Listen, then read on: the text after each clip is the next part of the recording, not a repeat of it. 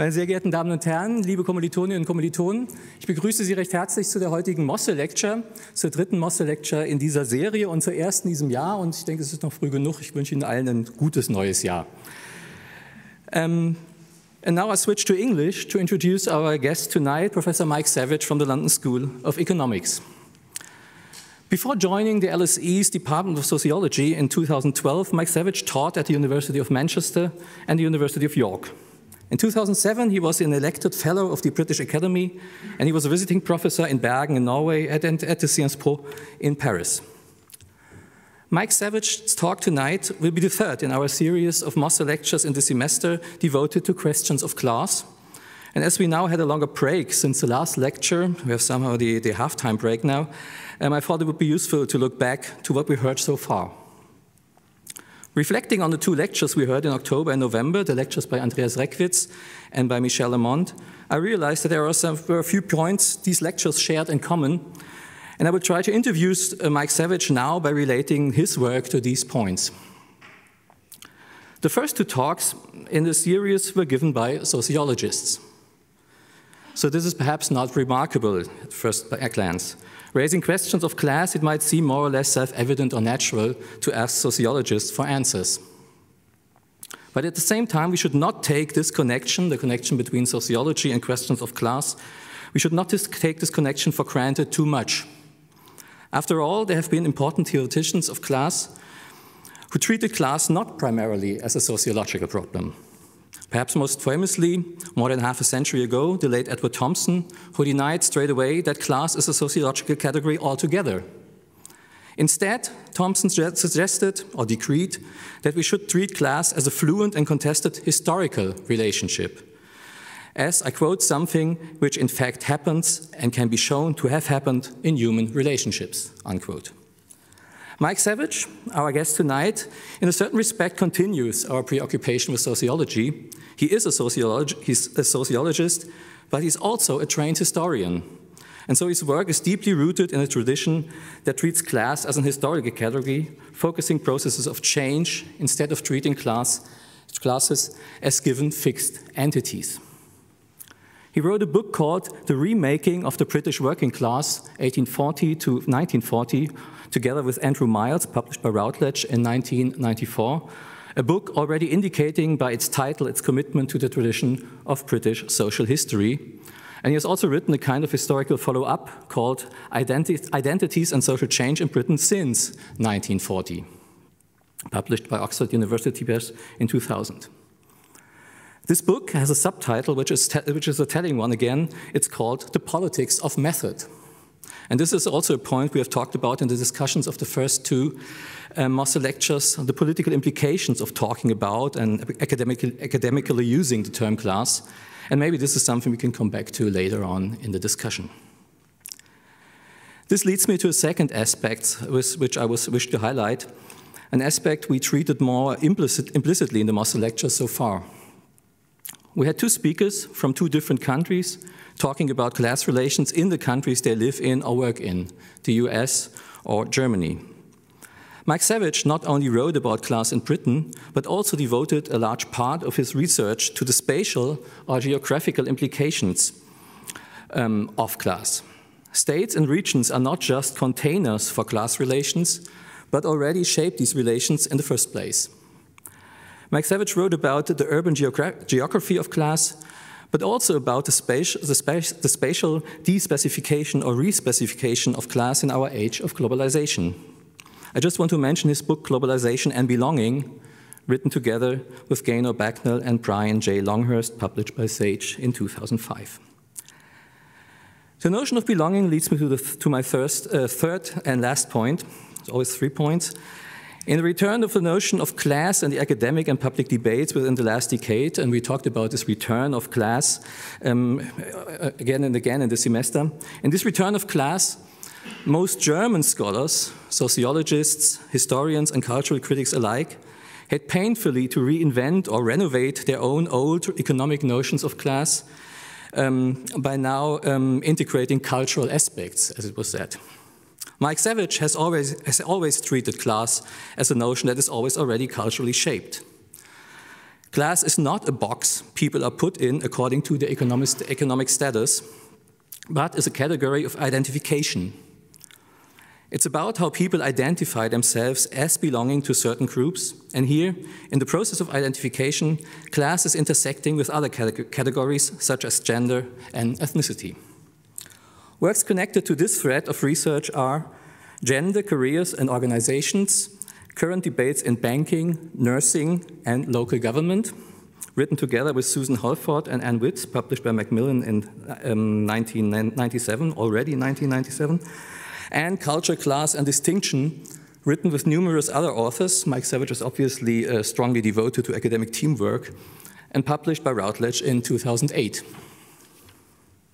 Finally, I just want quickly to mention his last book, Social Class in the 21st Century, published by Pelican in 2015, which was enormously successful both within and outside the academic sphere.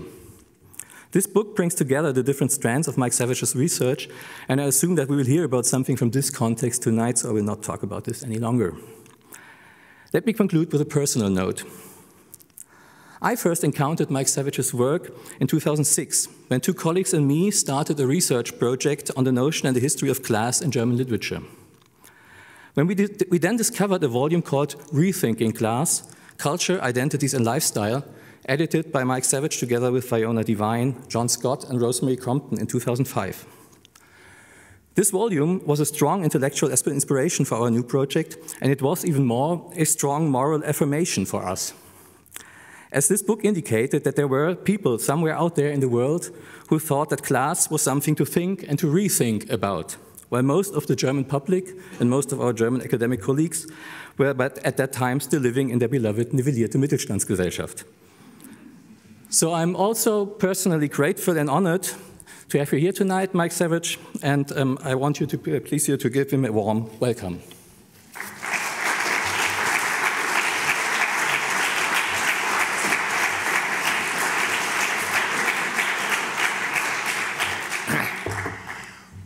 Well, thank you very much for inviting me to speak this evening, and thank you, Patrick, for such a thoughtful introduction. I think you have very clearly indicated one of the big issues which concerns me, that I'm a sociologist, but I'm also a historian. And I think there is always a danger that sociologists omit the historical aspects of class, and they try and make classes into rigid categories, and they neglect to understand the processes of change. This is an issue I want to bring out today because we are in a period of massive global change, and that is really leading us, I think, to reinstate the importance of class, but to recognize that our class categories need to be rethought, and they need to be renewed in the context of today's discussion. And this leads me to my overarching theme. One of my jobs at the London School of Economics is to be director of the International Inequalities Institute, which is a major institute with lots of teaching, many PhD students, research funding. We have lots of public lectures like this one. And we really try to take advantage of the renewal of interest in the issue of inequality. And here there's a slight dissonance between me as a sociologist, or me as a historical sociologist, and also a recognition that much of the recent thinking about inequality has been led by economists. And so, although Patrick was entirely right to say that my own thinking is very much around the intersection between culture and the social, I've also become very interested in how we think about the economics and the economic dimensions of change as part of the discussion on class. So my talk today is really getting us to think about, if we look at the bottom pictures there, these are people we will mostly be familiar with. These are the people who have laid our foundations for thinking about social class in sociology. Karl Marx, Max Weber. The one you might not recognise is John Goldthorpe, influential British sociologist, and Pierre Bourdieu. And if you think about debates on class in sociology, it's very difficult not to refer to those big thinkers, those foundational thinkers, for understanding how social class operates. I mean, all white men, which we might want to think about a little bit. I will try and think about that a little bit later on. But I also, if you look at the books I've indicated at the top of the slide, these are all books written in the last 10 years which have massively taken the issue of inequality to the heart of contemporary debates. They're mostly written by economists. Thomas Piketty's Capital in the 21st Century, 2 million copies sold in hardback. It's an amazing, long book, also interestingly engaging with history. So a very long emphasis upon the long duration of historical trends. Tony Atkinson, famous economist at the LSE in Oxford, who for many years has tried to renew the interest of economists in the study of inequality. The book called The Spirit Level, which some of you might be familiar with, by epidemiologists Richard Wilkinson and Kate Pickett, who've shown very importantly that inequality makes a difference to social well-being. And another economist, Branko Milanovic, who I'll talk about later on in my lecture, who's emphasized the importance of shifts in global inequality. So my talk today really is, how do we think about bringing together these ways of thinking in the context of interpreting 21st century trends? And I'm going to begin in the first 10 minutes or so by reflecting upon the challenge to our conventional approaches to class analysis within sociology. And I'm going to try and explore briefly some of the ways in which the recent work from economics has challenged the power of our ways of thinking about class. Now, as you'll see, I'm going to try and later on show we need to renew a sociological conception. Nonetheless, it's important to have in mind this economic critique. So let's return to Marx and Weber and reflect upon, the world of 19th century industrial capitalism. Because the language of class which we've been using right through to the 21st century is still in the footsteps which they put in place over 100 years ago. And I think the British sociologist David Lockwood very crisply identified the fact that they were both working in what he called the problematic of the proletariat. That is to say, the big question in European societies is how are the working classes a force for change?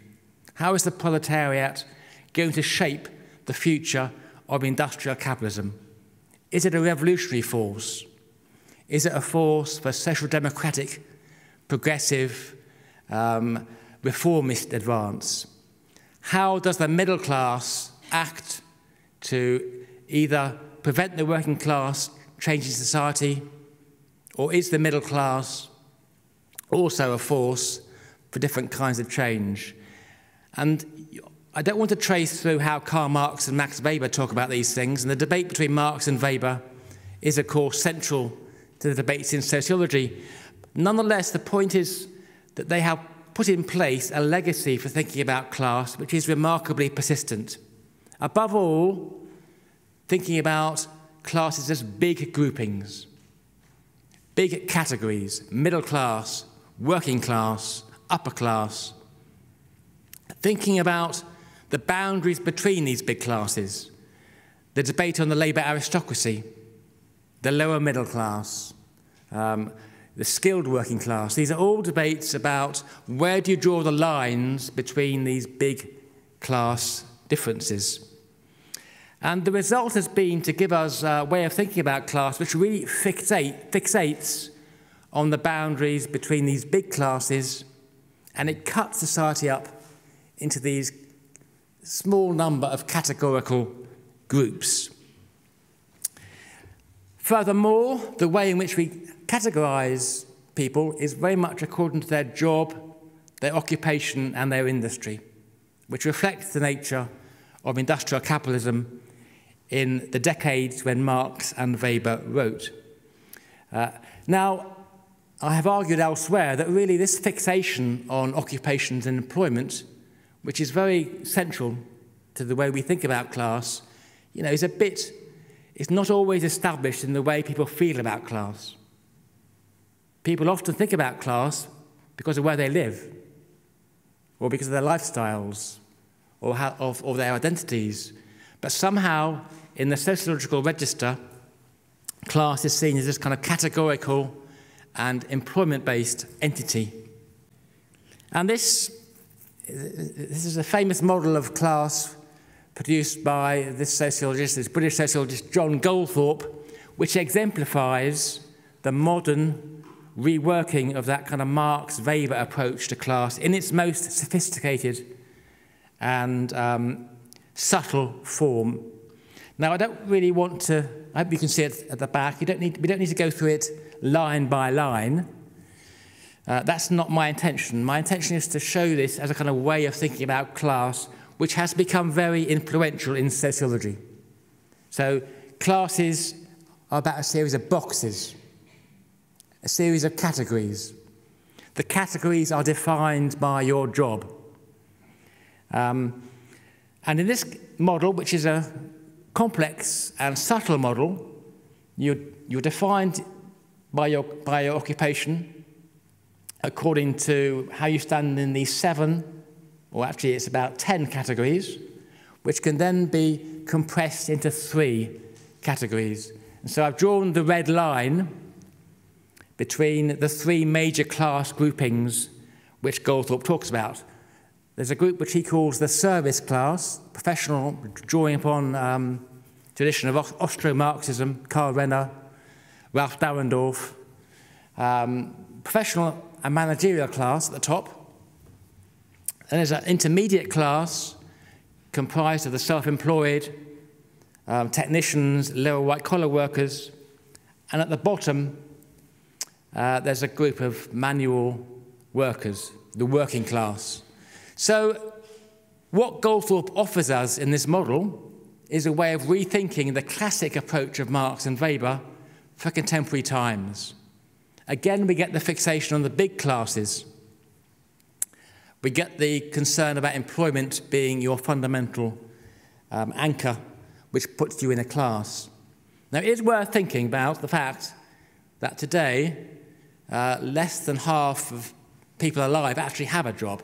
Many people are retired, unemployed, looking after their, doing care work.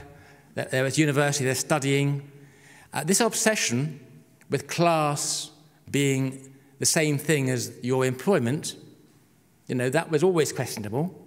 But in 19th century capitalism, the vast majority of people had to work for a living, certainly men had to work for a living for many, many hours. We're now living in a different kind of society, and this approach, I think, has its limitations. And the limitation I want to focus upon, and I'm going to come back to it on several occasions, is the one which the economists of inequality have brought to the fore. So this is a graph which you've probably seen in recent years quite a lot. It's a famous graph coming out of the work by Thomas Piketty, where he has looked at the share of income, share of national income, in this case it's American national income, taken by the top few percent of American earners. And it has this very, very famous U shape, which tells a very nice, well, not actually, it tells a very nasty story, but it's a very clear story. And the story tells you that 100 years ago, the top 10% of American earners earned half of American national income. So the USA, 100 years ago, very unequal. The top few percent of workers dominated and took a massively disproportionate share of American national income. But the story improves. In the 50s and 60s and 70s, the share of income taken by the top 10% falls to about a third. still unequal, but much less unequal than had previously been thought. However, since the 80s, the share of income taken by the top 10% has gone up again. It's increased substantially, and we are back to the bad old days of high levels of inequality. And Piketty poses the issue, which I'm going to come back to, about are we returning to the age of 19th century, very powerful class divides linked into kind of almost an ascriptive inherited aristocracy. But the point to make here, the point I want to make, is that this story cannot easily be collapsed onto social class divisions, because income earners are not the same thing as people in certain jobs. So this top 10% is not all of the professional and managerial service class. The professional managerial service class are around a third of the labour market, a third of the labour force in most European nations. Many of these people have not particularly shared in that rise of the American national income. If we are thinking about these kind of graphics, then we have to have a more refined way of understanding inequality, and we have to learn from some of the lessons which the economists have brought to the table. It's not just the USA. The USA is the most extreme case of a nation which has seen this big shift in inequality, but it's also true in the Anglosphere. So most of the English-speaking nations of the former empire have also seen a very, very similar decline of inequality and rising inequality in the last 30 or 40 years, to a greater or lesser extent. Australia is less marked, but the pattern is clear even so. Even in Germany, Germany is less unequal than the Anglosphere, but even in Germany you find a similar story of a decline of inequality in the middle decades of the 20th century, and since the 80s, a steady rise in the share of national income taken by the top 10%. So now, at 2010, it was up to 40%, which is a bit less than the American case, but even so, it's a substantial increase. This is a really powerful narrative of understanding the challenges of contemporary social change, the increased economic power of the top few percent, and it can't easily be told in terms of the big class categories we've had before. This is also part of a bigger remaking of class relationships. This is something I've written about extensively, that this notion of class, which we get from Marx and Weber, formed in the era of industrial capitalism, is simply failing to do the job of understanding the nature of class relationships today. How? Well, demographically, we've seen the massive decline of manufacturing industry in most advanced nations, so that the manual working class, which used to be the bedrock of class, is now in the UK, it's about 10% of the workforce. Politically, and this is something which is absolutely clear in Germany as it is in the UK, the classic labour movement, based upon trade unions, social democracy, the Labour Party, which was absolutely recognisable in the 70s even, is no longer there. And we see this very, very, very tellingly in the most recent election in the UK, a month ago, when we saw the Labour Party do really badly, and even more remarkably than that, the working class swung behind the Conservative Party. That has never been the case in any previous election. So the historic association between manual workers, trade unions, and the Labour Party, which has been at the heart of our thinking about class for decades, is simply not in place in the UK anymore. Also, again, the old model of class is based upon this notion of the male white worker. And the female is at home looking after the kids. And at the time Marx and Weber were writing, they don't really talk about immigrants, they don't really talk about ethnic minorities. We live in a much more complex labour market, a much more complex pattern of inequalities and intersectionalities, which can't easily be handled by these old perspectives. The old model, too, rests upon a focus upon nations and classes being formed in particular national groupings, which, as I'm going to talk about later on, can't easily handle the amount of global flows which are now commonplace. And finally, as I've been talking about already, big shift in recent decades has been the pulling away of the top few percent, the return of elites as major features of the socioeconomic landscape. So these are really powerful reasons why our conventional models of class are not doing the job of understanding contemporary society. However, I have written extensively, and I'm very committed to the idea, this does not mean that class has gone away. It doesn't mean class doesn't matter anymore. Far from it. It means that the nature of class is being reworked and rethought. And here, the historical focus is really important. So, let me give you a few indications of the lessons which we learnt in the UK from the Great British Class Survey, which I was involved with a few years ago. Because this is telling in numerous ways about the old class is dead, but the new classes are absolutely becoming very significant. So this is a project which was funded by the BBC, based upon a big web survey, which was promoted on BBC primetime television and radio stations. And it led to a remarkable public interest. 250,000 people did a complex online survey. The idea was, you know, this is a very famous, the photograph on the bottom right is a very famous representation of class in Britain from the 1960s. Some of you might recognise some of the comedians, John Cleese particularly. Upper class, middle class, lower class. And they know their place, as it was famously said in the comic sketch. And the BBC encouraged people to do this survey to say, well, does this model of class still describe class relationships in Britain in the 2010s?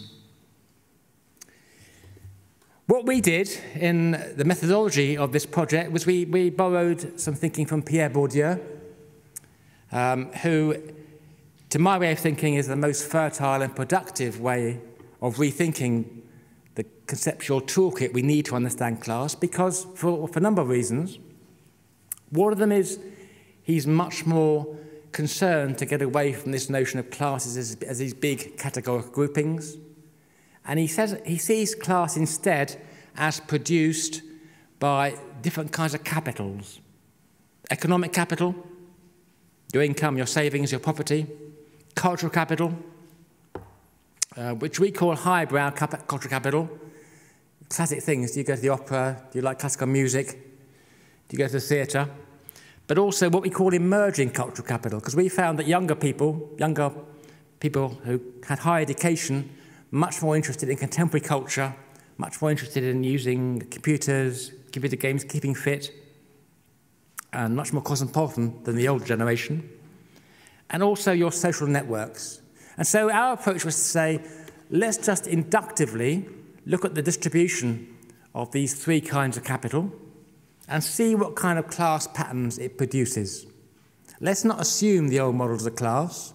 Let's see what is generated by looking at these three capitals and the way they interact with each other. And this is what we came up with. Now, I'm not going to talk about the details of how we got there, because this is several years ago, and you can read all the publications about this, much discussed. I'm using the graphics which the BBC used to publicise the findings. What they did was we had these 7 classes, and each of the figures has got a graphic for the size of their economic capital in blue, their cultural capital in red, and their social capital in blue. And the important thing isn't so much going through each of the 7 classes in turn, is to look at the architecture of this class model. What we have at the top is a class we call the elite, about 7% of Britons, which stood out for simply having far more resources than any other class. We also at the bottom had a class we called the precariat, characterized by being insecure work, irregular employment, badly paid. Not, you know, the British are obsessed with people who are on benefits and unemployed. Actually, we don't have many people who are long-term unemployed. These were people who were mainly working, but they were working in very insecure jobs. So you had these 2 extreme classes, top and bottom, and then in the middle, you had these more mixed classes. Now, the really important point I want to emphasize here is that what this model of class gets us to realize is that there's no clear boundary between the middle and the working class anymore. This obsession we've had about are you working class or are you middle class, which is the obsession which Marxists and Weberians have had for decades, is not capturing the fact that actually in the middle it's a bit of a mess. In the middle it's a bit fragmented. You know, it depends what you're counting. Are you looking at your social networks? Are you looking at your cultural interests? Are you looking at your income, your savings? What's really important, though, is the pulling apart the top and the bottom. And to understand that, we need to kind of learn from the economists and think about how economic trends are making us a more divided society. Now, I want to say a few words about one of the things which really came out of this project and was very, very interesting, which is the significance of what people call top-end effects. Because the classic approach in sociology has been to look at these big classes. And if you look at big classes, you can only look at very general patterns. But if you have very detailed, granular data, you can unpick quite specific small-scale patterns. And that's particularly true if you look at, this is a question about whether you know someone who's a chief executive, a factory worker, a sales shop assistant, or an aristocrat, and it's grouped according to how much income, how much household income you have. And I just want you to look at the blue line for chief executive. Do you know a chief executive? And we can take chief executive to be extremely well paid, a very privileged occupation in the UK, and indeed pretty much any other country. And as you can see, as you earn more money, so you're more likely to know socially a chief executive. Climbs up steadily as you get to £50,000, £100,000, it's gone up. But if you get right to the right-hand side and look at the very highest earners, it goes up disproportionately. You get this very sudden take-off effect, and the same is true for whether you know an aristocrat. So that it doesn't change much whether you're badly paid or medium paid or even pretty well paid, until you get to earning over £150,000 a year, which puts you in the top 1%. So what is really very striking, using evidence like this, is the power of these very small-scale effects at the top. We have a kind of an elite class which is very, very different from even the upper middle class or the middle class. And to understand what's going on in society today, we need to recognise the power of that grouping. This is very much the same story which the economists have told about the top 1% in income terms, but it's also true for social networks. It's also true, this is work produced by my colleagues Sam Friedman and Daniel Lauriston, who looked at social mobility into elite occupations. So this is, again, if you've got very detailed data, you can break down professional jobs into a series of smaller scale categories. And they broke down people who were in these different jobs according to whether they were stable, that is to say whether they came from affluent professional families, whether they were short range mobile, which means they went up a little bit from kind of from lower middle class jobs into those jobs, whether they were middle range mobile, which means they came from the intermediate class into those jobs, or long range mobile, which means they came from working class jobs. And the point is, all these occupations are in the top of Goldthorpe's class categories. They all fit, according to Goldthorpe, in this class 1, senior professionals and managers. But there's actually a great deal of variation within them. So if you are a doctor or a lawyer, you are very, very likely to come from a privileged background. It's really difficult to get into those jobs from a working class background. Less than 10% of doctors, well, no, yeah, less than 10%, 4% of doctors come from working class backgrounds in the UK. 13% of lawyers come from those backgrounds. So though the classic elite professions are indeed really elite, and they continue to be so, despite the fact you have to do 7 years at medical school, you have to go to the best universities, even though they're meritocratic in those terms, they remain highly exclusive. On the other hand, if you look at the bottom, engineers, public sector managers, it's still skewed towards people who are better off, but it's not as closed as it is for lawyers and doctors. And so only 21% of engineers come from privileged backgrounds, 16% of public sector managers. So what the point is here is actually there are quite subtle differences within the top class. But there's also a kind of law here, which is that the more privileged an occupation is, because medicine and law remain highly well paid, highly secure, and very privileged, more so than many of the other jobs there. But the more privileged an occupation is, the more likely you are to come from privileged backgrounds.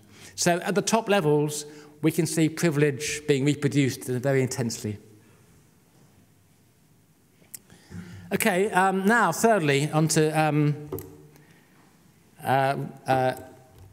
fate of Bourdieu. So I mentioned already that Bourdieu was one of my major interests. And I just want to briefly introduce you to a famous graph which Pierre Bourdieu produced. Now, some of you may be familiar with this, some of you may not be, but don't worry. I mean, it's very difficult to unravel what these things actually mean, these little labels in brown. This is a very famous graphic. It's probably the most famous graphic produced by a sociologist anywhere in post-Second World War sociology.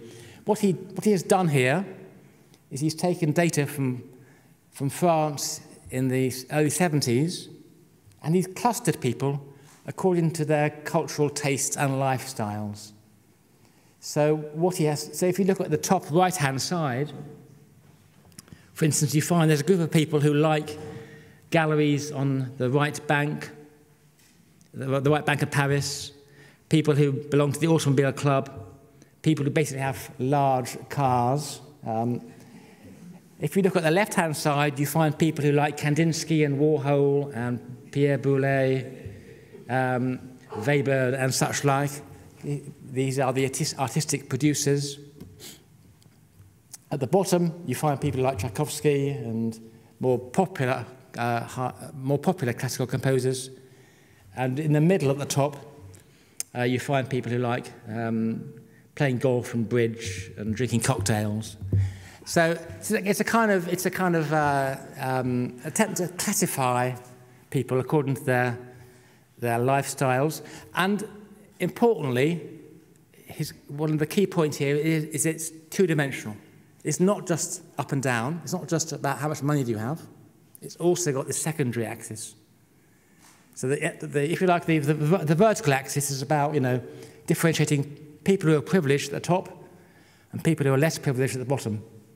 That's quite similar to the economists, the way the economists think. They're differentiating according to your resources.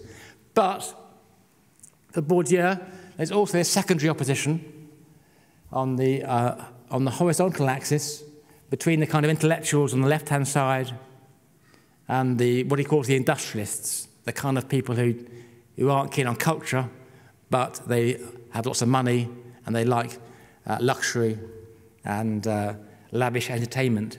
This became a very famous way of thinking about class, and it allows us to recognise that the middle classes differ, not just according to their income, but also according to their cultural capital, and it's been very influential in recharging our understanding of class.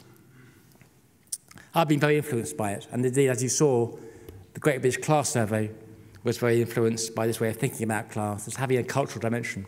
However, Piketty, who of course is French like Bourdieu, and also kind of working in a tradition which is not dissimilar in some ways from Bourdieu's way of thinking, because Bourdieu is talking about capital. Capital is a kind of source of accumulation. And this is a very similar tradition to the way Pierre Bourdieu talks about privilege. And Piketty has this interesting observation about Bourdieu. He makes the point that the graph I showed earlier was done in the 1960s, the 1970s. And it shows this separation between people with cultural capital and economic capital. That was done at a moment in history when economic inequality was at its lowest ever. Therefore, when economic inequality is relatively low, you might expect the cultural divisions to get more intense, because economically the divisions are more muted. But what Piketty then says is, well, actually, since that period, the economic inequalities have grown again, as we saw earlier. Insofar as that's true, then perhaps cultural capital is getting more muted, or it is becoming more secondary to the power of economic capital. And returning to the Great British Class Survey, that's exactly actually what we found. So I'm just returning to the 7 classes again. So if you look at the top labels, these are the 7 classes: elite on the left-hand side, precariat on the right-hand side. Then we have the measures of your economic capital, your social capital, and your cultural capital. And the point I just want you to look at are the figures for household income at the top, household savings, and house value. And if you look at the gap between the elite and the precariat, the average household income of the elite is 10 times as much as the household income of the precariat. It's a massive differentiation. It's even more marked for household savings, house and house value. If you look at now obviously there's issues about how you measure these things, but if you measure social capital and cultural capital according to kind of frequency of doing various activities or knowing people, there's some discrepancy between the precariat and the elite. So elites tend to know more people, and they tend to know higher status people, but those discrepancies are not as great as the economic capital. And the same is true for the highbrow capital, which is measuring how often do you go to theatres, art galleries, and such like. There's a discrepancy there, but it's not as big. So really what this is telling us is, as economic inequality has increased, so we are living in a world in which you're seeing these big divisions between particularly this elite class at the top, the precariat at the bottom, and in the middle it's a bit more of a mess. If you look at the middle classes, the new affluent workers and the technical middle class, you can see there are differences, but they're more difficult to work out. So the big boundary between middle and working class isn't doing the work. So where does this lead to? And this is the conclusion we drew, was that we need to have a way of thinking about class which is not focusing upon your job, it's focusing upon your capital. And by capital, we are meaning your resources, your assets, what you can bring to the table in terms of your bargaining power, your status, and your prospects to pass on your advantages to others. And here, and this is actually something I've been writing about for a while. So I had an article on this some time ago with Fiona Devine and Alan Ward, where we argue this approach. And it interfaces with the arguments of the economists. It leads us to say, if we think about class today, we have to recognise at the top this small elite class, which is not, of course, massively different from Karl Marx's bourgeoisie, but they're defined by having these huge amounts of economic assets.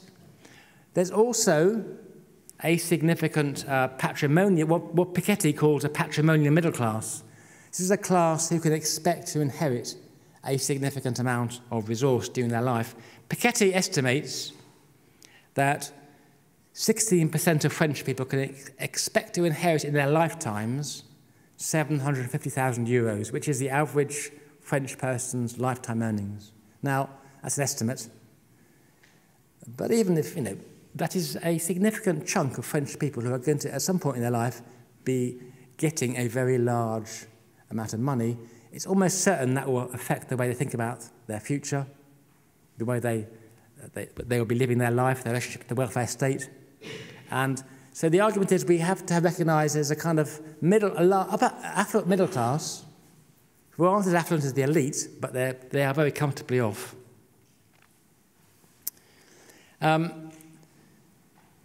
Also, if we think about wealth rather than income, wealth is inherited, and wealth is more difficult to earn than income. And therefore, we're returning to more historical forces in which your advantages passed on by your parents are likely to persist over time.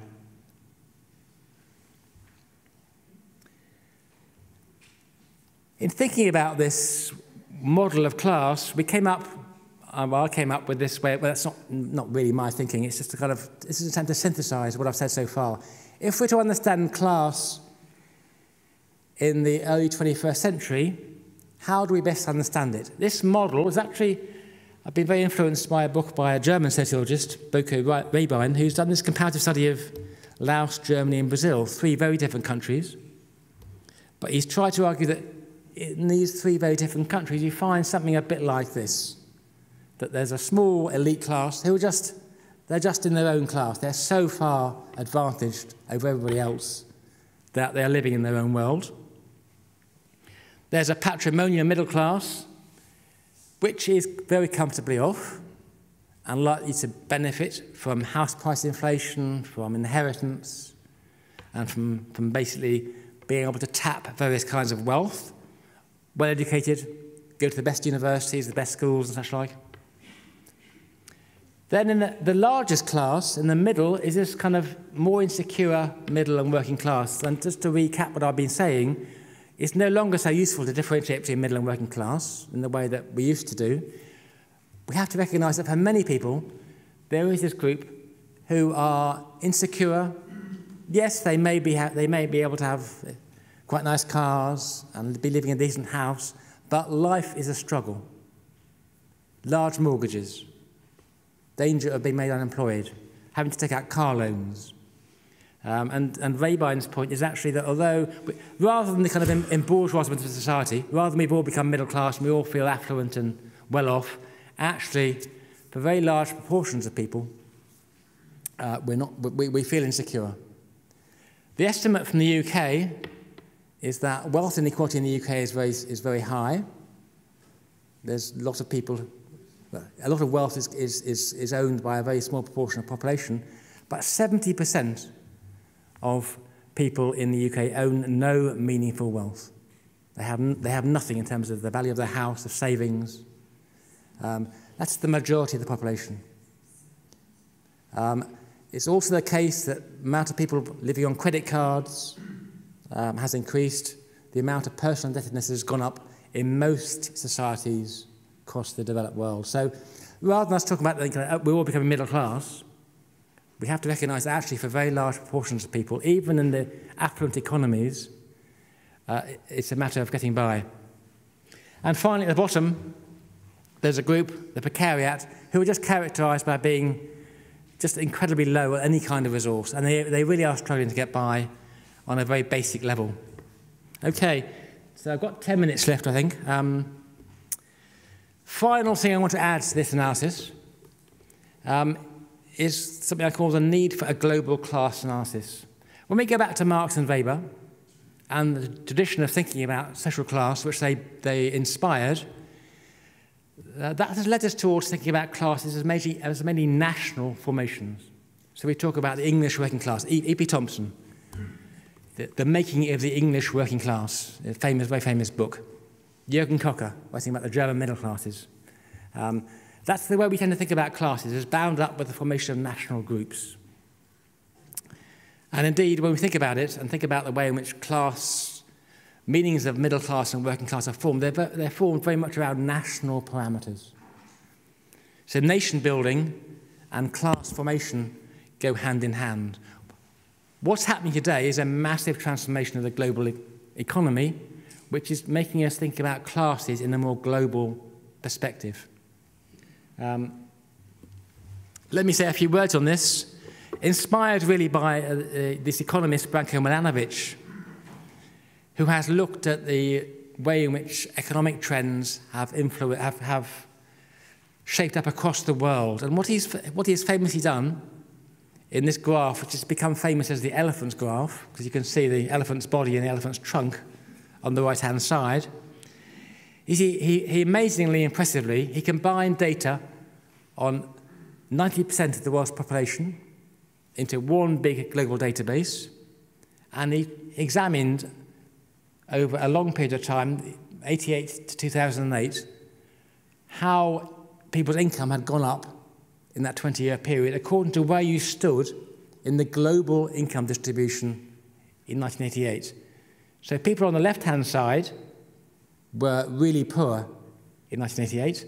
People on the right-hand side were the world's richest. And what it shows, as you can see on the right-hand side, the elephant's trunk, this is the top 1%. As we've seen before, they've done really well. Their share of income increased by 50% in that period. But Milanovic's point is actually because of the massive growth of Asia in particular, China, India, parts of Africa, Brazil, if you were actually in the middle distribution of the world's, if you're in the middle of the world's income distribution, your income actually rose proportionally greater than the top. So what we have seen is the shifting of global economies so that there is a kind of emerging global middle class. Now, that's a very it's not controversial. Everyone agrees that has kind of been what's happened, but there are different ways of reading this graph. And this is a graph produced by Piketty and his group of economists, which is modelled on Milanovic, but it tweaks it a bit. And what these people do is they extend the time scale between 1980 and 2016. And if you look on the right-hand side, they telescope out the top few percentiles of income earners. So they actually break down the top 1%, the top 0.1%, the top 0.01%. And they make the point, if you do it that way, actually, the top 1% are the group who have really pulled away. And they also make the point that because the top 1% began from a higher base, their proportionate increase translates to a much bigger absolute increase than for those who began in China and India from a much lower base. So, remarkable fact, the top 1% of the world's richest people, if you like, and then a quarter of the world's economic growth in this 36-year period had gone to that very small proportion of the world's population. So what we have seen in the last 30 years, 40 years, is this massive rise of a kind of global wealth elite. And okay, some of the poorer countries, some of the emerging middle classes, that has happened a bit, but we shouldn't lose sight of the fundamental shift which is going on here. So the final point I want to make, and I want to try and make this point using two more graphs, is to say if we're thinking about the dynamics of class relationships today, what we need to bear in mind is actually it's the kind of way in which the top 1% represent different factions of the global economy, which is becoming increasingly important.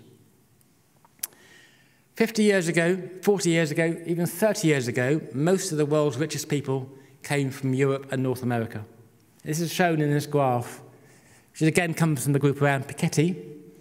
So this, again, look, you can place yourself in the world's income distribution, poorest on the left-hand side, richest on the right-hand side. This is 1990, 30 years ago. And as you can see on the right-hand side, the world's richest people were predominantly Europeans or North Americans. There were a few, very rich people from the Middle East and from South America, but on the whole, particularly if you look at the graphic between 90 and 99%, the world's richest, most affluent population, 2/3 were from a small part of the world, Europe and North America.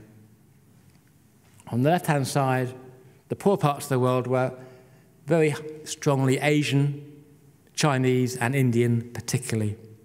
So this is a world in which the Europeans and the North Americans were at the top of the pile and enjoyed the benefits of the world order of the time. If you do a similar picture, but this is just 3 years ago, it's a bit different. In fact, it's quite a lot different. And if you look on the right-hand side, you can see that for the first time in hundreds of years, the majority of the world's richest people are not living in Europe and North America. This is a profound shift, because we've been living in a kind of modernity which has been characterized by the dominance of the Eurocentric North American Anglosphere West. And now we are seeing actually the Chinese, Indians, South Americans becoming much more highly represented at the top levels. Now, of course, given the size of the population in those areas, it's still massively skewed towards Europeans and North Americans, but even so, there's been a massive shift there. But also, if you look at the green, which represents the proportion of Europeans in different income groups, Europeans have lost ground substantially. On the other hand, Americans remain very strongly represented in the top few percentiles. And arguably, hugely important shift in the global geopolitics of class is really American interest trying to hang on to their global preeminence by, in a way, supporting an economy and a society which is geared towards the top few percentiles of earners. Donald Trump's tax reforms are all about ensuring the affluent Americans remain the leaders in the world. The world's poorest, by contrast, you can see the big red of China is now much more in the middle of the global distribution. India is still a bit poorer. Africa is where much of the world's poverty now clusters. But these are really important global dynamics. It's making the top few percentiles of the income distribution much more contested between different parts of the world. And, I mean, my final slide comes from work from Sauter Anand and Paul Segal, two economists. Paul works closely with us at the LSE. And what they've done is they've broken down the national share of the global top 1% and looked at where you come from in the world. And to get into the top 1%, you needed, this is a few years ago, you needed an individual income of $51,000. Not actually that much, you might think, from our perspective. It depends a bit upon, this is per capita, so if you're living in a family, you'd need more than that. But the important point here is that, again, if you look at the left-hand set of columns about the US, a third of the top 1% come from the US. America is overwhelmingly overrepresented in that small grouping. But if you look at China and India, China and India have the vast majority of the world's population between them. Not the vast majority, but a significant chunk of the population. Their share of the top 1% is small, but particularly for China, it is increasing substantially. And it has, what you're seeing is a bit of balancing out. So my final point is to say we need to understand these global dynamics and the way in which contestations between Asia, Asian nations, emerging economies, European countries, and America are really shaping the kind of global class distribution. And what I've written about elsewhere, and what I want to try and write about in the future, is how this is encouraging a return of kind of imperial elites. And there's a story to tell about the UK, I think, which is that what Brexit is partly about is the British top. Brexit is often talked about in terms of the poorer working class Brits feeling marginalised and hence voting for Brexit. Well, that's part of the story, perhaps, but also a really important part of the story is top earners in Britain. Boris Johnson being a classic example, but also some interests in business and in finance, thinking their interests are best off in a kind of free market Anglosphere in which they're oriented with the US and distant from Europe. So these imperial tensions cross-cut with class dimensions and are kind of encouraging intersection between class formation at the top and geopolitical divisions. So I've covered a lot of ground, but really what I hope to have argued and convinced you of is that, class is very much with us, but, the old model of class, which comes down from Marx and Weber, we have to rethink that. We have to get away from this kind of historical legacy of way of thinking about class. We need to think about class not in terms of your job as not just your job, but the kind of capital you can accumulate, the resources you have, and how those have become increasingly unequal, and they're creating new kinds of divisions in society. And my major point here is, if sociologists fixated in the past upon the division between middle and working class, today it's the division between elites and the rest, which is the key one, which in a way returns us to the kind of conventional sociology of Marx, thinking about the bourgeoisie, Pareto, Mosca. And it makes us think about inequality and class in a new way. Just one final anecdote to finish off. It's something which my colleague at the LSE, John Hills, who's an expert in social policy, and his group are researching. And they make this point that politics changes a great deal when our political leaders no longer share anything in common with other citizens. And they make the point that even 30 years ago, even well-off political leaders would have benefited from the welfare state. Their children would have gone to universities without paying fees. They'd have benefited from public transport. They'd have benefited from pensions. So that actually, 30 years ago, everyone benefited to some extent from the welfare state. There's now, it's still being researched, but there's a hypothesis now saying the British elite today, the really affluent earners, they no longer have any need of the welfare state of any kind. They have private health care. They have private education for their kids. They live in expensive apartments in London. And when you've got a situation where the elite of our time is completely removed from the public sphere, if you like, or the public welfare system, and they're making decisions about the future, what kind of future does that portend for class inequality? Arguably, it leads to a very, very bleak scenario in which the people who are making key decisions are not sharing a life which the vast majority of people in society are. So it's quite a pessimistic account. Thank you.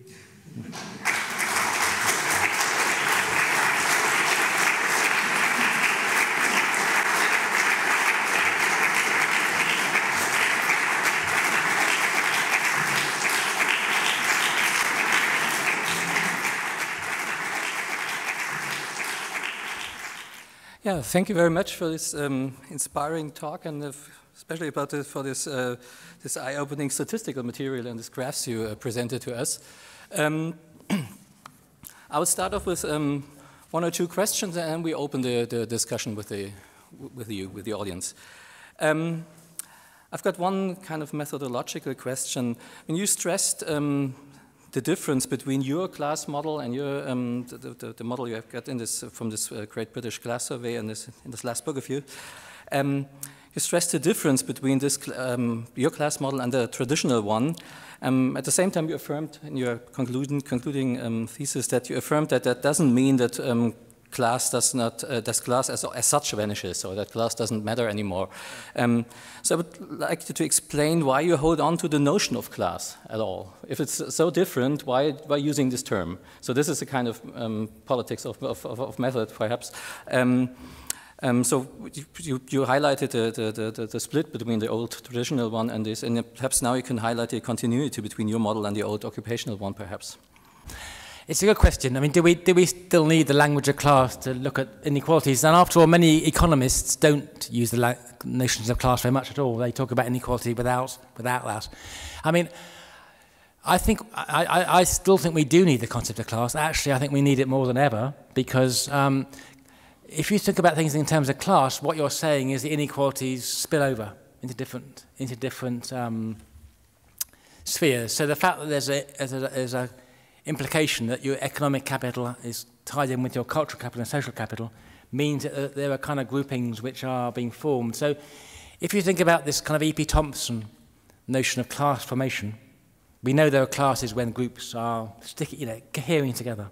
They feel a sense of common identity. I think you can argue that these new divisions I've been talking about fit that approach. So, as I was saying at the end, the elite. There is a new kind, I think there is a sense of superiority and eliteness which you are finding from people at the top of society, which I don't think was quite as marked as 30 or 40 years ago, partly because the elite afterwards was less strong. But it came out in our survey in interesting ways. It's interesting. It's difficult for people at the top to openly say, we are elites, because that's not the done thing. We've said. It sort of seems to be too snobbish to say that openly.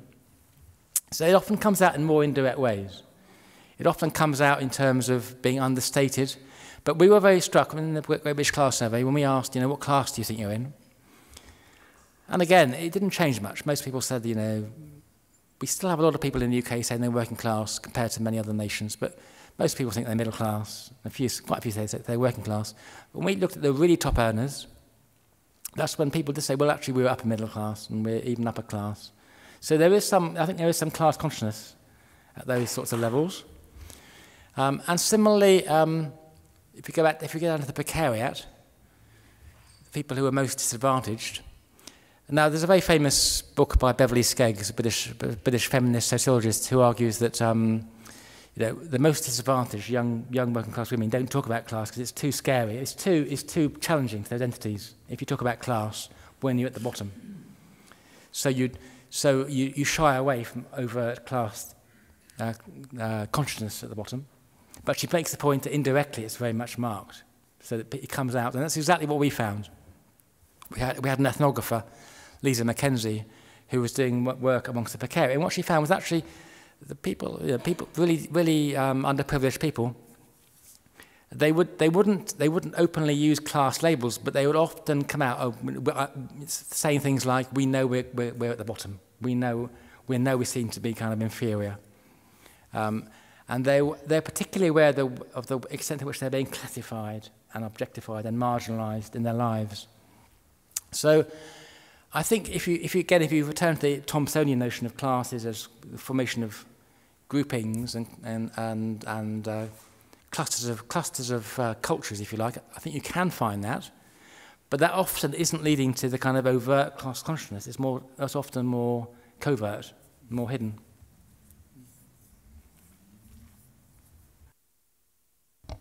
Okay, this would have been my second question about the question of class consciousness and identity. So I think the elites might have, I don't belong to them, but they might have a kind of class consciousness I could expect, and perhaps even the precariat, knowing that no matter what they do, they won't come up. But what about the class consciousness of these different five classes in the middle? I mean, I did this class calculator. You can do it on the BBC website. There's a class calculator, and it takes about 1 minute or 2 minutes. And I came up with I'm belonging to the emergent service workers class. And I asked myself whether I have any kind of class consciousness being an emergent service worker, and I think, yeah, somehow I have. But what about the different this class as a kind of identificational grouping via identification? What about in the middle classes, in these 5 middle classes? Yeah, absolutely. So that's a very important point, and I think so. One of the great, to me, one of the really interesting puzzles about the Great British Class Survey is that so many people were interested in it. So that you mentioned the class calculator, which anyone can do online. You just tap in a few questions and you find out which class you're supposed to be in. And amazingly, in the UK, 9 million people did that class calculator, which is it's incredibly high number. It's one fifth, well, but less, 1/6 of the population. And that tells me that people are actually fascinated by class. So people are really interested in class, which is what we were told. Actually, people aren't interested in class, but obviously they obviously are, much more than many other things. But then what happens is, that, as you were saying, you get the result. People often say, well, this isn't me. It becomes, whatever the result is, you disassociate yourself from it, which is telling too. It's saying, it's a kind of class consciousness, which is not like saying, oh, I'm a worker, and I'm proud of it, in the old model. It is a kind of reflexive class consciousness, almost. It's like saying, in fact, it's often said, these sociologists come up with a schema, but, they don't understand that my life, how can I possibly be, like this. It came out particularly with people who came out as elite. Because people would say on Facebook and Twitter, they say, I can't possibly be elite, which is interesting because obviously they're quite proud of being elite. But at the same time, they wanted to show they weren't really elite. So I think, again, it comes out in the more indirect ways rather than the direct ways. You mentioned the emerging service workers, which is a very interesting class category, because that was a group of mainly youngish people who had been highly educated. They had a lot of cultural capital and quite a lot of social capital, but they were characterized by not having much economic capital. There was kind of a mismatch between so it fits you then, that's good. So, and that really inspired a lot of interest from young people. Who, for a brief while, I shouldn't exaggerate it, but for a brief while, it was actually an emerging service workers' party in the UK of young people who said, this captures us. We have been to university, we're well educated, but we haven't got proper jobs. Our careers are stalled. Yes, we should be trying to fight for things.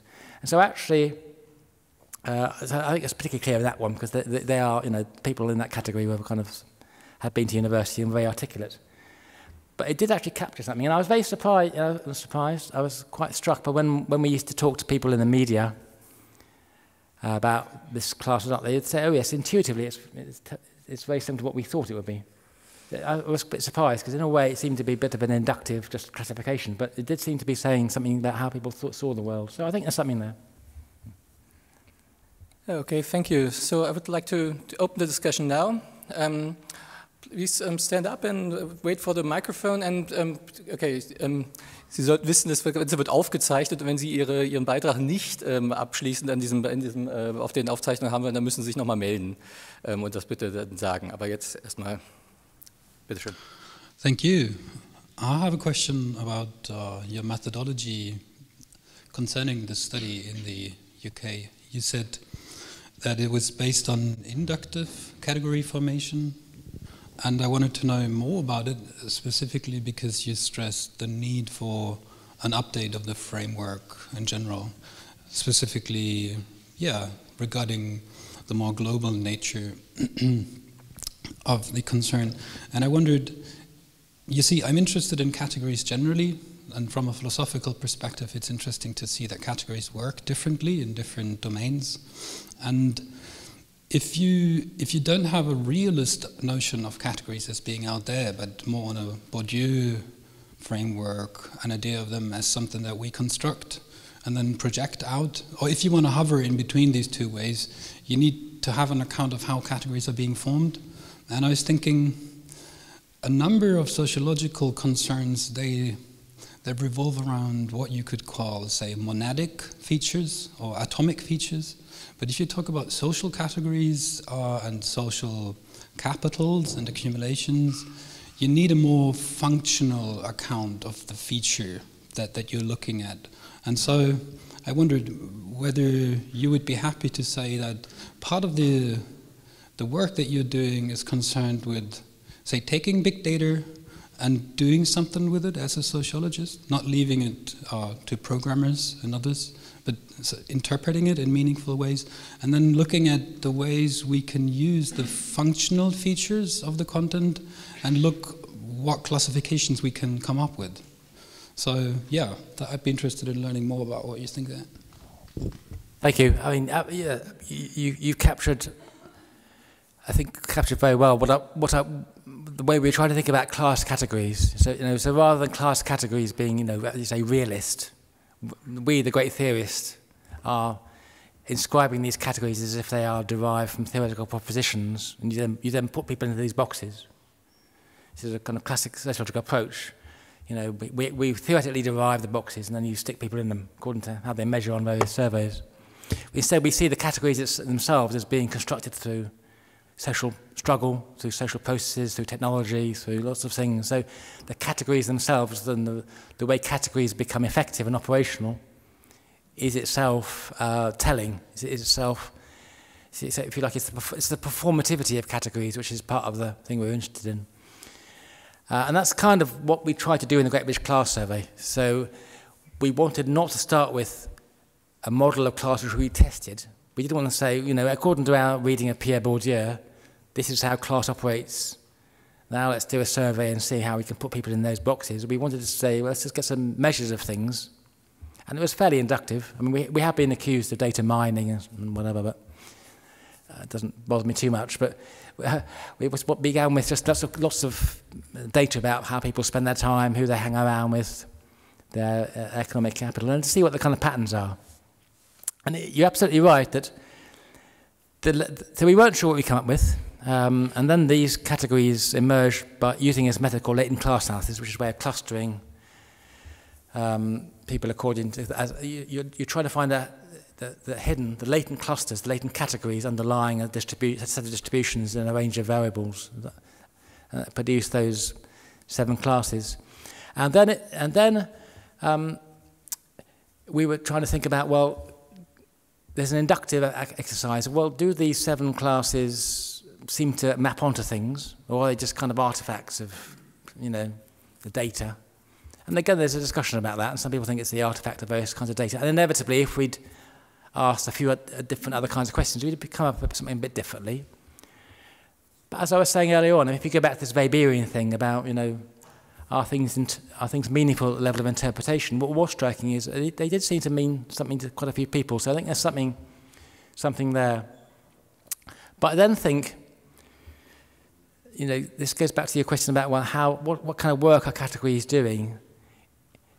So there is this fundamental difference between the way economists think about society, which is much more to do with as a distribution, percentiles. So there's no clear threshold. It's basically everyone's in a position and in a huge distribution, versus sociologists who are often trying to classify and categorize.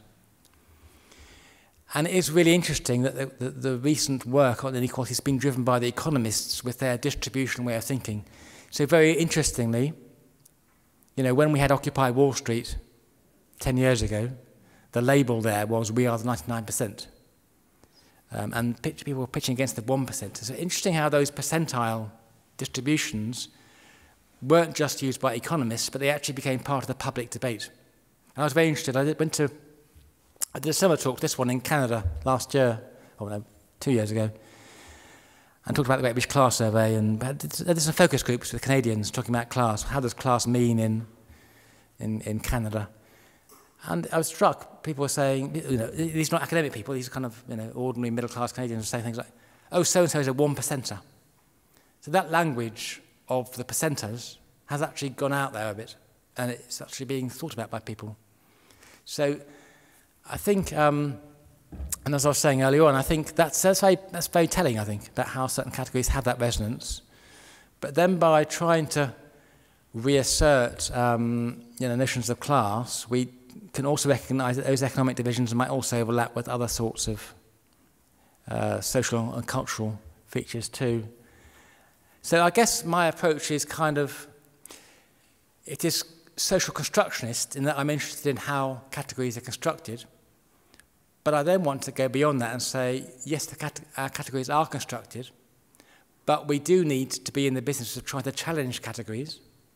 If we take the view that categories are performative and they make things happen, which I think is undoubtedly the case, we've got to go beyond simply saying that. We've got to go and try and come in there with contested categories and saying, you know, well, you know, let's think about this thing rather than the way you think about it. So one of my proudest achievements, well, don't want to overdo it, I didn't make a big difference, but one of the things I was proud of with this class schema was when we came up with this precariat concept, we kept being told by the BBC, bless their hearts, you know, that we actually found the underclass.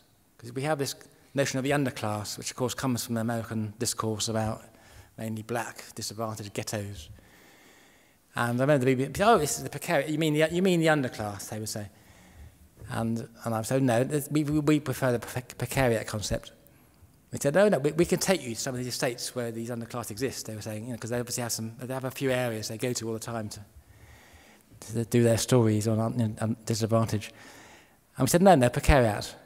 It captures, and actually, in fact, interestingly, our precariat does not fit that kind of stereotype, because actually we have a lot of people in that precariat group who live in the countryside. As I say, they're not unemployed, predominantly or benefit claimants. So again, when that came out, it was really interesting that that language did enter the public discourse a bit. I think, and it has, interestingly, we haven't really seen a revival of that underclass. It's not to do with this work particularly, but I think it's interesting that challenging that underclass concept is, I think, something which we've got to try and do as social scientists. Similarly, I'm quite pleased too that we actually brought the elite back in, because in classic class analysis we haven't done that. We haven't talked about the elites very much. The elite was something which political scientists looked at, and I think just by bringing that back into the debate around class and getting people thinking about elites, that's done the service. So yes, I mean, I very much agree. Classes are categories which are always being made and remade. They're performative. But it is our job as social scientists to also try and get stuck into the debate about, well, let's try and change the terms in which we're intervening and thinking about categories and trying to push them towards ways which are more reflective of recognising the significance of inequality. Yeah, thank you very much. Are there more questions? There.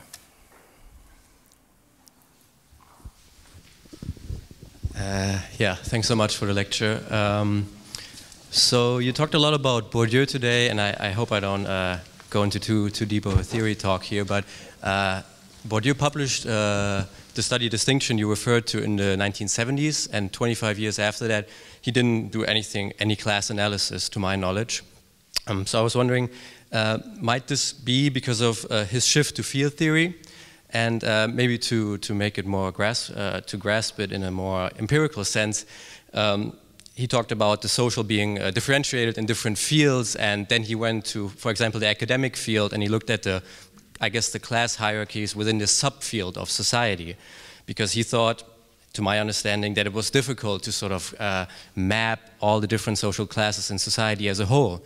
And then he might have come to the conclusion that somebody with a lot of cultural capital, but not a lot of economic capital, I mean, he might belong to the service class in a sense of the total society, but actually he can occupy a quite dominant position within the academic field, as we see today.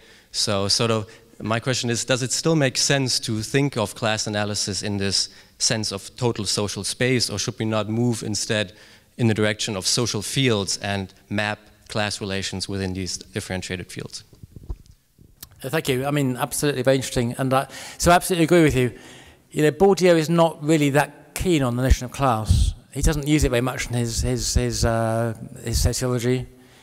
For the reasons you say, that he sees it as too crude, as too blunt to get at these more nuanced divisions within social fields, within different kinds of fields. It's interesting, so when Bourdieu was imported into UK sociology, that's when it began to be used around thinking about class, but it was used, and I'm thinking about my own work partly, but it was used in a way which is trying to criticise and critique the other models of class coming from the occupational tradition. But so yeah, at one level I agree with you. I think that if you have a complex notion of field analysis, you don't necessarily need even to be thinking about class. But there's a danger of then things just becoming too. And of course, I think Bourdieu is quite clever at this. He himself wouldn't want everything to disappear into different fields. He's very clear about notion of domination. That there are certain fields more powerful than other fields. That the economic capital is more powerful than cultural capital. And so he does use field theory, and I'm very interested in the way he does apply field theory. I'll talk about it in a minute.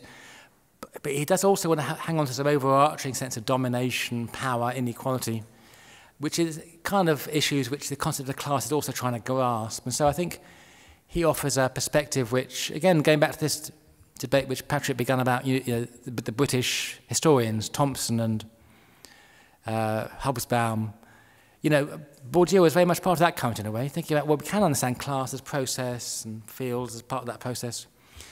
But just on the question of fields, so I've become, you know, I absolutely agree with you that there's a tension between Bourdieu's notion of field is to see society, if you like, is defined by a series of interlocking but semi-autonomous spheres of activity, any of which can have their own principles of, you know, dominance and, or excellence and weakness and having capital and not having capital.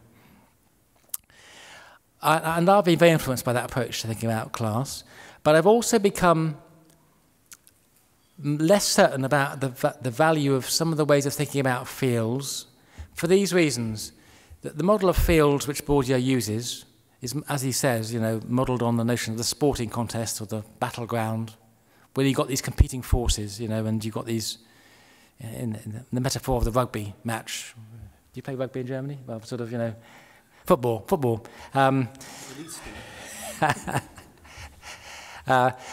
you know, teams struggling for supremacy on the pitch. And that captures nicely the fact that these aren't categories, these are contestations, and the positions themselves are being struggled for. But the issue which we face today is actually these games, these battlegrounds, are not equal battlegrounds. One team always wins, you know. So this is kind of Walter Benjamin point in a way. The victorious elite team wins time and again and again and again, and the losing team always loses. And when you get this discrepancy so much between the winners and the losers in any kind of field, why should the losers carry on playing the game?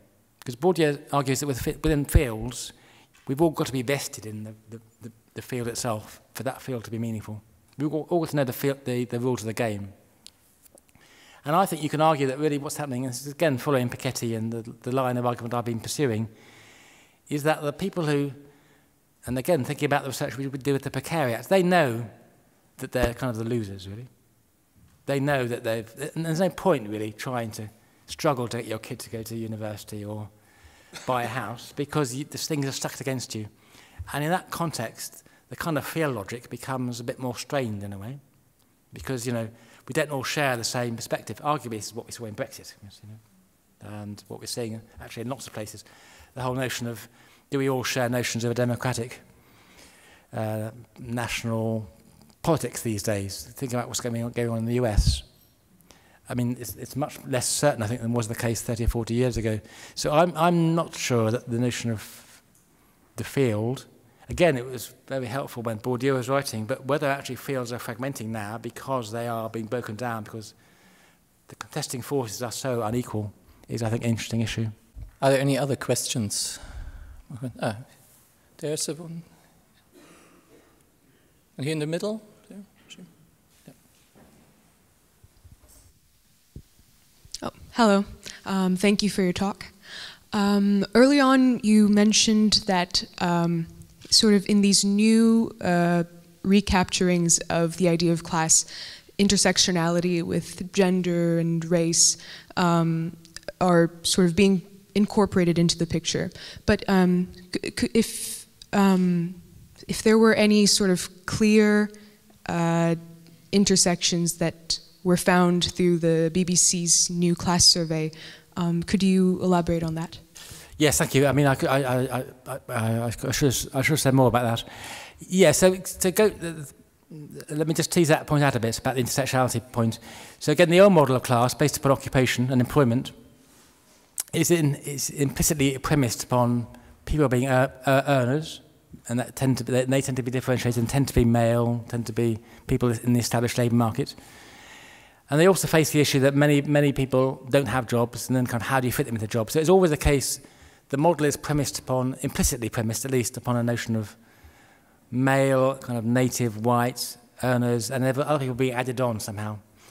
If you think about class in terms of capitals, that's less of an issue because you know, everybody has some kind of capital stock or has no capital stock. Everyone is kind of placed, and so I think it's a more inclusive way of thinking about class, which also recognises that class is bound to intersect with all other kind of social forces at all levels. So rather than class being a linear variable, or sort of a variable which can be separated out from these things, they all tie together.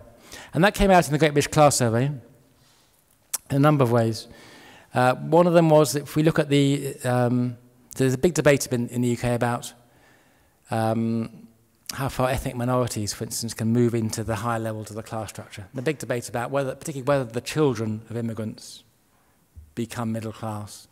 And certainly we know that for not all ethnic groups, but for a substantial number, particularly those from Indian backgrounds, Chinese backgrounds, and some African backgrounds, lots of going to university, they're getting qualifications. But what we could, I shouldn't overemphasize this because we haven't got a very large sample size for different groupings, but the elite class, interesting, the group with the most resources, the proportion of ethnic minorities in that class was actually much smaller than you would think. So ethnic minorities can get into the kind of established middle class these days, but they can't get into the top levels. That's more exclusive. That partly represents the fact that at the top levels you're talking about inherited wealth, which comes from wealth which is more difficult to bring into the country from immigrant backgrounds. So I think around issues of race and ethnicity, you can get these kind of more new. There's a way of making the class analysis fit more clearly with understandings of race. Gender is interesting because I have a colleague working at the LSE, Luna Glucksberg, who's done a lot of work upon elite women. The very interesting point about this is this, again, similarly to the issue about race, women have, in many economies, moved into professional managerial work. The proportion of women training to be doctors in many countries is approaching 50%. In some countries, it's above 50%. So you can tell a story of, women's gender equalization at one level. Okay, and there's evidence for that. But if you, again, go right to the top levels, and this is something which Luna's done a lot of work on, and if you recognise too that those top levels are the levels pulling apart, that is often where you find actually very, very unreconstructed patriarchal practices still very, very strong, indeed possibly getting stronger. And Luna Glucksberg has done a lot of work, ethnographic work in the rich areas of London, showing how in those households which are really very, very high earners, there's this assumption that one of the household earners has to be working full-time, flat out. The other one has to be looking after the household, which is obviously very likely to be a very posh, affluent household. So you get these gender divisions usually reasserting themselves very, very strongly. And of course, if you look at the example of Boris Johnson or Donald Trump and the attitudes towards sex and gender they embody, the group who have seen their economic fortunes pull ahead in the UK and US and other countries really represent a very kind of unreconstructed kind of way of thinking about gender. So there's a kind of discrepancy between general patterns in society and the way elites represent very different, I think, attitudes to and practices around sexism and racism. Okay, thank you very much. And there was perhaps one last question. Or are there any other questions? Did you in any way touch the topic of Klassenkampf in your work? I guess this relates to the question of identity, maybe, when it comes to the question of forming a mass movement or anything as such. Yes, sorry. Yes and no. I mean, yes. So I think that, but again, it links to my previous points. The class struggle takes the form, if you like, of more indirect forms and then the kind of obvious, mobilizing and going to the barricades. And, there is this paradox, which a number of people have written about. I'm thinking again about my colleague David Soskis, who's written about the fact that, and indeed my colleague Jonathan Mice, who's now working in the US, that in many of the most unequal countries, people believe in meritocracy and they appear to be obviously fighting for justice on the barricades or on the streets, and yet on the other hand, people are actually engaged in acts of political change. So the whole issue of populism, you might read that as a kind of class conflict because it identifies elites as a problem, and it identifies people often who are the populist grouping who are kind of trying to resist and protest about the unjust power of elites. So populism isn't a politics which I particularly espouse, but certainly not its current incarnations. But in a way, there is a kind of class conflict element to it. And I think it's an issue about how you try and channel those populist currents, in my view, and speaking personally in terms of my own political views, channel some of those populist resentments about elites and elite power into a more progressive direction, and that's currently happened in many parts of the world. And I think that can be done, and I think you can also find, so my belief is that actually, although, if you look at overt class consciousness in the last few years, it doesn't appear to be very strong. I think it is going to accentuate in the coming years, particularly as inheritance and inequality becomes more entrenched. And we are seeing, so I think we have for 30 years been living in a world where politicians have been saying you can't easily increase taxes. People will never vote to increase taxes. I think that logic is shifting now as we're living in a world where public spending, public welfare is being challenged. I think we are seeing more of a kind of stronger movements to support increasing tax, possibly selectively in certain areas, but certainly tax on high earners. I think we're seeing interesting campaigns, and I personally think the alliance between environmental campaigning and campaigning against inequality goes hand in hand, because inequality is very much tied in with ecological problems. I mean, it's the top earners who are often causing much of the ecological crisis in the world, and so there's ways in which you can think about cross-fertilising between those sorts of campaigns. So, although I said I was pessimistic, in some ways I am, I do think, there are grounds for thinking about how we can try and harness the challenge of inequality in a more positive direction. Okay, thank you very much. So we ended up with a plea for new class politics, which I can only support. Thank you very much, Mike, for your inspiring talk and for the discussion. Ich habe noch eine Ansage zu machen. Cornelia Koppetsch hat zu unserem Bedauern aus persönlichen Gründen die geplante Mosse-Lecture, die für den 23.01. Angesagt war, abgesagt. Die findet also nicht statt. Was gleichzeitig bedeutet, dass das heute auch die letzte Veranstaltung dieser Reihe zu Klassenfragen war und eine sehr würdige letzte Veranstaltung. Im nächsten Semester, im Sommersemester, geht es dann weiter bei den Mosse-Lectures mit Verschwörungstheorien. So, dann wünsche ich Ihnen einen schönen Abend und bis zum nächsten Mal.